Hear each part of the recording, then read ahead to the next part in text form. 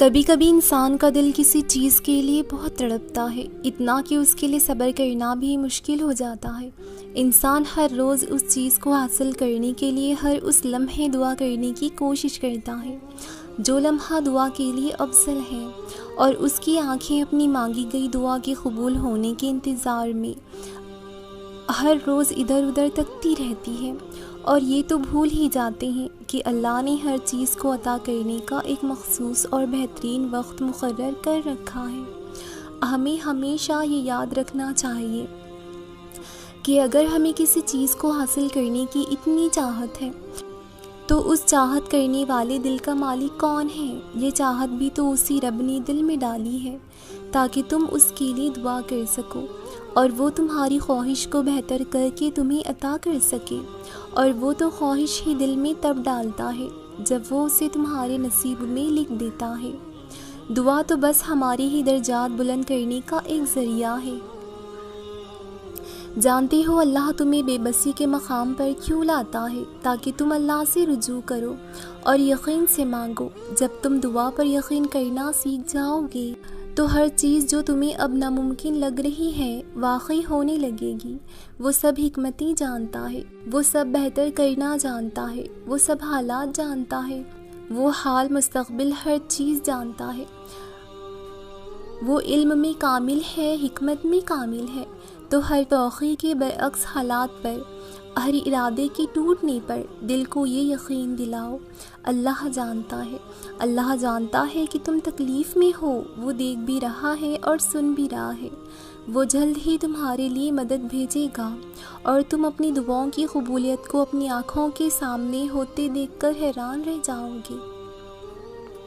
جس کہانی کی وجہ سے تم تہجد تک پہنچ جاتے ہو نا، اس کہانی کو اللہ پاک کیسے ادھورا چھوڑ سکتا ہے؟ اگر تہجد میں کوئی خاص بات نہ ہوتی تو اللہ کیوں تہجد پڑھنے والوں کے لیے پہلے آسمان پر آتا؟ صرف یہ پوچھنے کے لیے کہ انہیں کیا چاہیے۔ اللہ ان کی دعائیں 7 آسمانوں کے پار سے بھی سن سکتا ہے، لیکن پھر بھی اللہ ان سے ملاقات کے لیے تشریف لاتا ہے۔ تو جیسے اللہ نے تہجد کو باقی نمازوں سے جدا رکھا ہے، ویسے ہی اس نے تہجد پڑھنے والوں کو بھی سب سے جدا رکھا ہے۔ اللہ تہجد پڑھنے والوں کو سب سے خاص رکھتا ہے، اور تہجد پڑھنے والوں کے لیے ایسے معجزے کرتا ہے جو کسی کے لیے نہیں ہوتے۔ اب اللہ 7ویں سے پہلے آسمان پر اپنے بندے کو خالی ہاتھ لوٹانے کے لیے تو نہیں آتا نا۔ ہر دعا، ہر فریاد یقین مانگتی ہے، اور یقین میں کوئی اگر مگر نہیں ہوتا، بس یقین ہوتا ہے جس میں ہر مشکل بھی خوبصورت لگتی ہے۔ رب نے اگر دینا نہ ہوتا تو وہ قرآن میں کن فیکن کا ذکر کیوں کرتا؟ یقین رکھو، بس یقین رکھو، تمہاری ساری دعائیں قبول ہوں گی۔ تمہاری مانگی جانے والی کچھ دعاؤں کو وہ اپنے پاس سنبھال کر رکھتا ہے تاکہ بہترین وقت میں تمہیں عطا کر سکے۔ بے شک وہ سب جاننے والا ہے۔ کیا پتہ یہ وہی مقام ہو جہاں پر اللہ تمہیں لانا چاہتا ہو۔ سب کچھ ناممکن ہونے کا مطلب یہ نہیں ہوتا کہ اس کے پاس اب کوئی اور راستہ نہیں، لیکن وہ تمہاری فریاد کو بار بار سننا چاہتا ہے۔ جانتے ہو اللہ تمہیں ناممکن سے گزار کر ممکن کی طرف لاتا ہی اسی لیے ہے کہ تم بار بار اس کو پکارو اور وہ بار بار تمہارے لیے معجزے کرے۔ ہمارا یقین تو اتنا کمزور ہے کہ جب وہ ہمیں ذرا سی مشکل سے گزارتا ہے تو ہم اس سے مایوس ہو جاتے ہیں، یہ سوچے بغیر ہی کہ اللہ جہاں سے چاہے وہاں سے وسیلے بنا سکتا ہے۔ ہو سکتا ہے آج تم جہاں ہو یہ وہی جگہ ہو جہاں اللہ نے تمہیں ہر اس چیز سے نوازنا ہو جس کے لیے تم اللہ کو راتوں کو اٹھ اٹھ کر پکارا کرتے تھے۔ دعا سب کر سکتی ہے، بس اس یقین کے ساتھ مانگنا کہ جو مانگ رہے ہو وہ دنیا کے لیے اور تمہارے لیے ناممکن ہو سکتا ہے، مگر جس سے مانگ رہے ہو وہ علی کل شیء قدیر ہے، جو اس پوری نظام شمسی کو چلا رہا ہے، جو رات اور دن کو بدل رہا ہے، جو آج تک تمہیں ہر بار سنبھالتا آیا ہے۔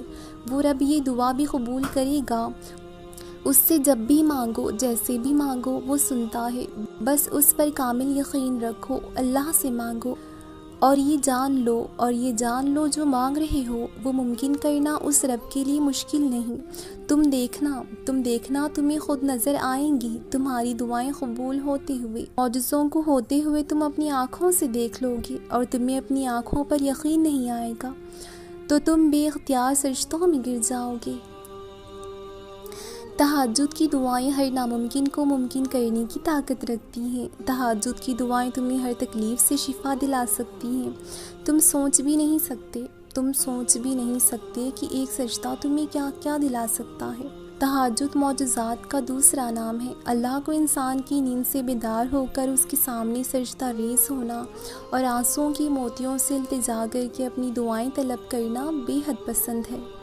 کچھ راتیں نیند سے خالی اسی لیے بھی ہوتی ہیں کیونکہ وقت تہجد اللہ اپنے بندوں سے بات کرنا چاہتا ہے۔ وہ تمہیں سزا نہیں دے رہا بلکہ یہ تکلیف اور بے سکونی تو تمہیں اس تک لے جانے کا محض ایک بہانہ ہے۔